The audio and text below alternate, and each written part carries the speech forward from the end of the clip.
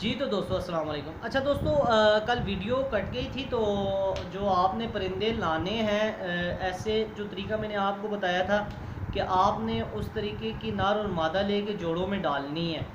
तो बेहतर तो ये होगा कि दोस्तों वो परिंदे आप पहले उड़ा लें अपनी छत पे।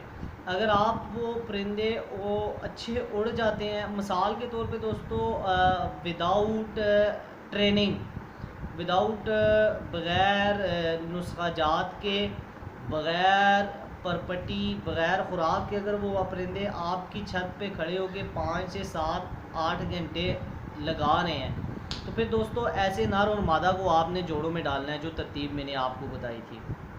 तो उसके बाद जो दोस्तों बच्चे निकलेंगे तो उनको आपने जो है वो ज़ीरो कली के बच्चों को आपने जो है वो उड़ाना शुरू करना है आहिस्ता आहिस्ता लगा के।